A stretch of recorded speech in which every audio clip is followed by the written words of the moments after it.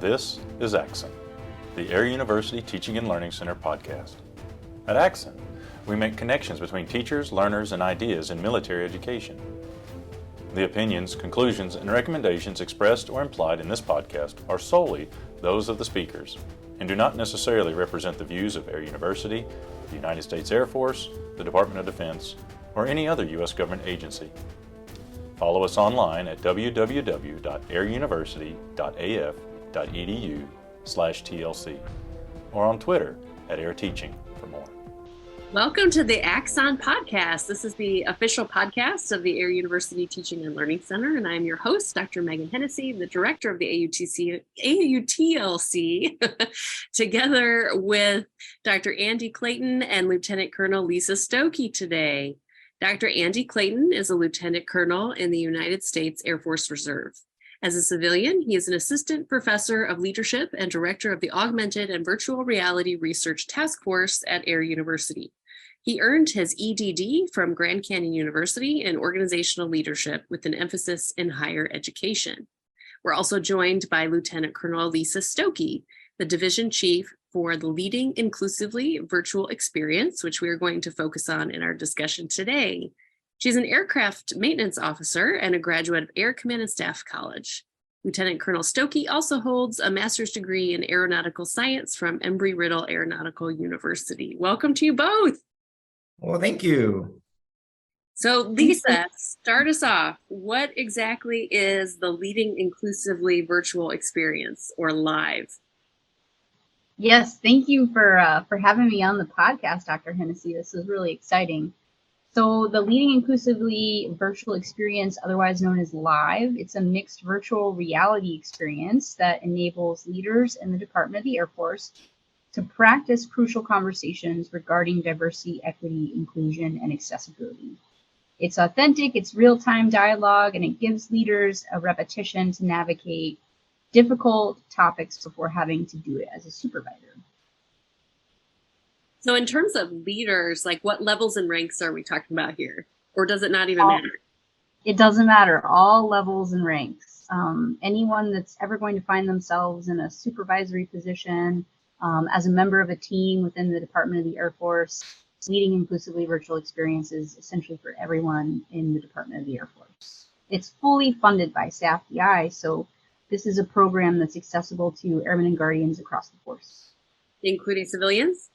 Including civilians. All right. Our civilians are airmen too. Andy, how does LIVE make effective use of immersive learning technology? Yeah, thank you, Megan. So that's an interesting question because we're actually probably using more, I would call a low-end use of technology. Because the immersiveness aspect of it comes from the fact that this live program is using what we call a human-in-the-loop simulation. So we're all comfortable, and we all probably know about what a simulation is and what it does, right? Using some form of stimuli to have somebody respond to practice a certain skill set or behavior. And normally in simulations, we see technology being used. And we call those more the process-based simulations, flying a plane or shooting a gun, doing something in healthcare. Those types of things you would think of using higher end technology to get after immersive learning. But in our case for LIVE, the immersive learning is not so much on the technology aspect of it, because what we're actually using in LIVE really is just Zoom. And then what's happening is there's a human in the loop controlling an avatar on screen that's being shared to the participants through Zoom. So we're using low-end technology as Zoom, but the immersiveness comes from this avatar that's being controlled by a human in the loop. We call these immersive learning specialists. The real technical term for this is actually called an avatar-mediated interactive training and individual experience system, called AMITES. And AMITES has been a mouthful. That's a mouthful, and that's been around for quite some time. But even back when this initially started, probably way back, all the way back to some universities back in the early 90s or more late 90s, bringing this ability for someone to control an avatar that would be displayed on screen. And in our case, we use Zoom. And the immersiveness comes from the fact that an individual talking to this avatar can't believe that this avatar is real. They're not sure, how is this avatar talking to me in live conversation? And so it's because obviously there's an individual, a simulation specialist, a trained actor, if you will, controlling that avatar. And because of that, what happens to the participant on screen on Zoom talking to this avatar, they create presence and agency. And those are the two things that get after what we call this cognitive affective immersive learning. And so when a student or participant feels that they're immersed or present with this avatar and they have agency, control over what they can say and how they say it, just as well as the avatar has control over what it says and how it says it, you have this human to human interaction. And the participants trying to figure out, how is this even possible? How is this technology making me feel like I'm present with somebody? Well, it's because of what we call suspension of disbelief. That participant believes that this avatar is real. So they suspend belief that, wait a minute, an avatar can be a real person. And that's because it's being controlled by a real person, but that individual doesn't know that. They just see this avatar in front of them on screen through Zoom, very simple technology. But because it's responding in live form and it looks like a real person and its eyes are blinking and its mouth is moving, the voice that's coming from the avatar has rate and pitch and tone, just like a real conversation, they suspend disbelief. And the term is called anthropomorphization. Whew, that's a big word too, right? We take an inanimate object, like a digital avatar, a virtual avatar, and we make it look like it's real, like it's lifelike. And that's anthropomorphization, bringing something that's inanimate and making it animated. And so because of that on screen, the student believes it's a real person. And that's what makes it immersive. And so because of that, the student feels present and they have agency. And those are the two main factors that you need to get after something to make it immersive or immersive learning. And the technology, again, is the side part of it, the low end, the Zoom. It's the fact that we create suspension of disbelief because I can talk to this real avatar. So here's the big question that I've had ever since I first observed you model the program, Lisa, and that's, if the people on the other end are live actors, why not just see the actor's face? Why the avatar? Maggie, that's a great question, and it comes up often from the program standing up and throughout its history, if you will. We get that question quite often, and what the term that we use to respond to this question is really, it's called the uncanny valley. And so this uncanny valley, right, is this it's actually rooted in literature and poetry. If you've ever read a poem, right, you think about this idea of like, where am I going with this this poem? Or if I'm watching a play, if I'm watching a movie that's using computer generated avatars, you look at those avatars and you're wondering why they look real or they look too real. And so what happens is if we put a real person in front of you, you start to believe that that person that you're talking to may not have those real issues, that they're playing a role. And so if they're playing a role and you don't believe that they're actually, this person has this issue, then you don't have suspension of disbelief. And if I don't have suspension of disbelief, then I won't demonstrate authentic behaviors. And so we don't want to put a real person in front of someone because role playing is just not as effective for adults. Role playing works quite well for K-12 education, but for adults, they need that a little bit more suspension of disbelief. Children can suspend disbelief when another child or a teacher is going to play a role and they're going to interact in these roles. Hey, I'm a salesperson and you're going to buy something from me. And so the child can play in that role and they go into that belief that this is the environment that we're in. For adults, it doesn't work when you put a real person in front of them. And so we need something else to get that student, that participant, to suspend disbelief. And so we put an avatar in front of them, but we also still need that interaction, that human to human interaction. Because of the topic that the live goes after, diversity inclusion, I need that authentic dialogue between two people. So I can't make the avatar just have some computer system behind it giving words. It has to have that human connection. And so when we have this avatar, this uncanny valley, we can find the sweet spot. The avatars look a little cartoonish and they don't look too real. And so it's this uncanny valley where we find this nice sweet spot.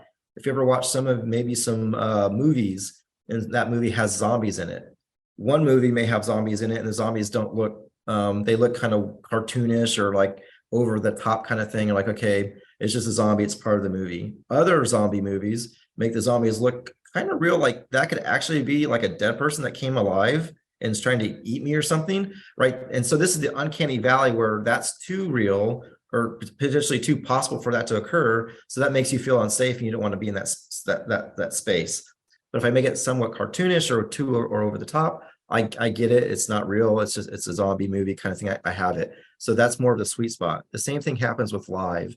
We have avatars on screen that look a little cartoonish and they don't look too real. And so we are in the right sweet spot. If they look too real, then it's right back to our response about why do we don't put a person in front of you? Because now it looks like a real person. It feels unsafe. It feels like I'm playing a role. But when it's an avatar, and I also now put the suspension of disbelief on there, and I'm talking to an avatar. It's responding to me in live form, and my brain is connecting to suspension of disbelief because this avatar is animated now like a real person. Your brain gets tricked, and it goes, "Oh, this is a real thing. This is an avatar that's a real problem. I need to demonstrate authentic behaviors and start communicating like I would normally." But there's also this space because the avatar is an avatar. There's a safe space. So it's a connection between these two things: suspension of disbelief, but also a safe space that allows us to have a conversation about a very complex problem like diversity inclusion. Yeah, this is a fascinating paradox, because if I'm hearing you correctly, you're saying that in order for the experience to be authentic, it's better to have something that's inauthentic, the avatar in front of you, right? And I've seen the scenarios a few times, and I will say the avatars are super impressive. They're more impressive than the Cyber Awareness Challenge avatars.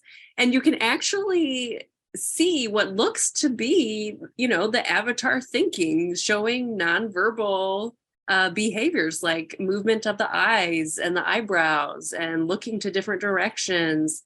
And it makes it feel very real.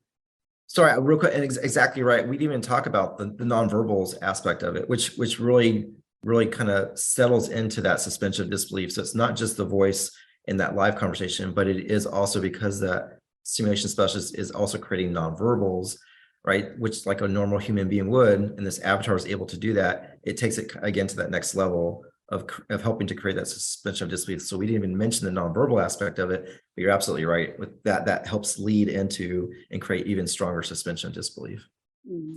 It's super cool. Yeah, Lisa, I was going to ask you, how do the students feel about this? What has the student reaction been, or the learner reaction?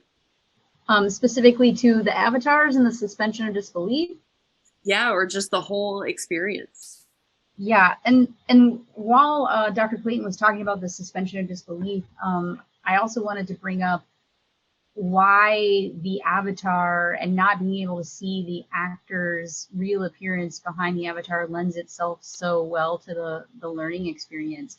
Because, when we look at a program like Live and the objective is to foster inclusion and think about how we're doing that as leaders, and to, for bias literacy and really thinking about what are our own blind spots, bringing some, self-recognition to our own, whatever bias we've brought to that conversation. Another reason why it's great to use the avatar and to have that suspension of disbelief is because it is customizable in a way. So based on your participant or your audience in general, you can customize the gender or the rank, and that can often impact the behavior and the cognition of the participant. And so that suspension of disbelief is really, really great for that, because without giving away too much of the magic, you could have the same actor running through a couple different scenarios in one session. And it be a completely different experience for each conversation. So I always like to bring that up without giving away too much magic, because I think it's a really great example of why the avatar works so well for learners. And a lot of times people, they ask questions immediately following a session, and they start referring to the avatar as AI. Well, that AI is so believable, and it was really convincing. Not realizing how real time that interaction was in that conversation. And we don't like to keep a lot of focus on that. We like to focus back to the diversity, equity, inclusion topic and steering that debrief on, others' perceptions and experiences regarding the actual DEIA topic. So are the students on board, even if they sometimes think it's AI? They are very on board. It's such a great tool because you have the ability as a facilitator based on your participant and your audience. When I talk about that customization for the suspension of disbelief, you can even communicate in real time with the actor on how intense you would like that crucial conversation to be. So for instance, if I were to facilitate a scenario for, as an example, an ALS class, a room full of, brand new NCOs, first-time supervisors, I likely would not want the intensity of that conversation to be the same as if I went and facilitated for the First Sergeants Academy cadre, where you have a room full of experienced senior NCOs that are going to be, the commander's liaison to their enlisted corps and advising them on a lot of things regarding their airmen or legal matters, right? I have an ability as a facilitator in real time to sort of engage the actor to crank it up, or if a conversation is going way off the rails because maybe perhaps the participant that has been selected randomly, their emotional intelligence isn't very good, and you want to bring that conversation back to a point where you can get it back on track and facilitate more of that discussion during the debrief. You can communicate in real time, and so being able to do that, it's great for a facilitator, and then the students respond to it in kind, right? The learners respond to it in kind, and it helps you as a facilitator really lead that conversation, that dialogue following the session. Hopefully that answered your question. It does. And now I'm just personally very curious, what sort of things would you, if you were the actor, change to ratchet up the intensity level? So I can't say that I'm super involved with all the prep that goes behind the scenes for the actors, but what I can say is that they speak DoD. So when we build a scenario with them, just like any really skilled actor, they really get into character. So there's a whole background story that they've sort of adopted for themselves that you as the facilitator or as the learner might not ever need to know. And they've really committed to that. They read whatever that scenario is. They read the AFIs, the guidance, the policy, everything that pertains to it, so that if anything comes up in the course of that conversation, they can reference what we know to be true in the DoD as, guardians and airmen. They can reference that. So I think a lot of times they're just very professional and very skilled and very good at what they do.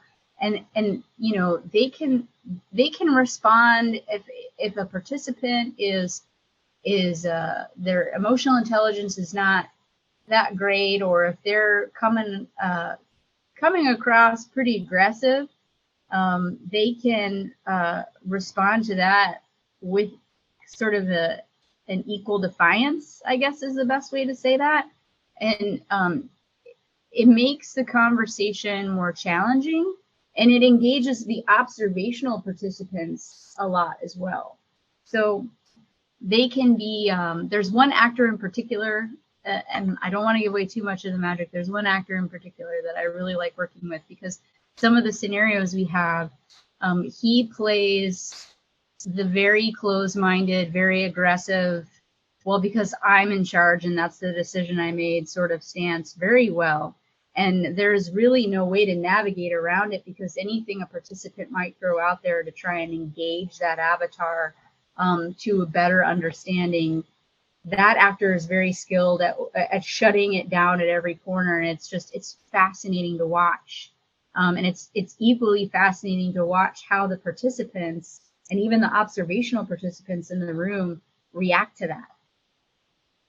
Yeah, I've observed a couple times now, and I will say, even with the use of the avatar, Andy, I was deep in the uncanny valley of discomfort watching the interaction happening between the person who's in the hot seat and the actor. It was even secondhand, just so powerful.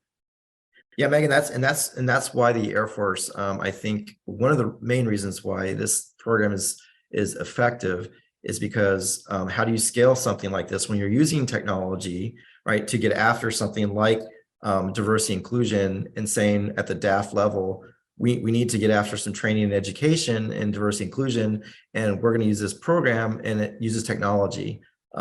So the question is, well, then how do you scale that for everyone in the Air Force? How do I get every single person, every airman guardian, right, in Air and Space Force to actually use this simulation, this live program? Well, when they asked us that question, we told them, like, not every airman and guardian actually has to be the one in the seat, because you can have others observing, watching a fellow classmate, another airman or guardian, execute the simulation through live and be that observation participant. And like you mentioned, Megan, right, you feel those same feelings. You hit that same suspension of disbelief. The uncanny valley hits you just as well as it does as the participant actually in the seat talking to the avatar. Others that are watching, and again, because we're using Zoom, whether we're online Zoom or in a classroom looking at it on screen, you have those same cognitive and affective processes occurring in your mind. So you have what we call a very similar experience that the participant's going through. And so because of that, we can scale, and we can tell the Department of the Air Force that everybody is getting that experience at a larger level, instead of having every individual in the Air and Space Force have to go through it individually. And it's what's made it so scalable and effective for us.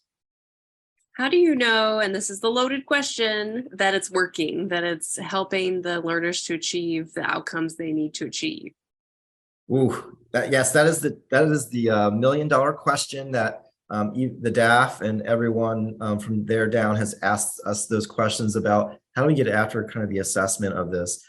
There's a lot happening, obviously, within diversity inclusion. There's a lot of things happening within the human domain, and these skill sets, emotional intelligence and empathy, and understanding those things through the lens of diversity inclusion can be very challenging to assess.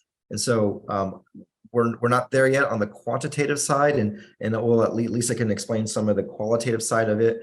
I'll give us some of the future thought process of how we're looking at this. If we really want to get after and get that study and get those quantitative kind of measures to see if someone's competencies, I guess, in diversity inclusion understanding has improved, right?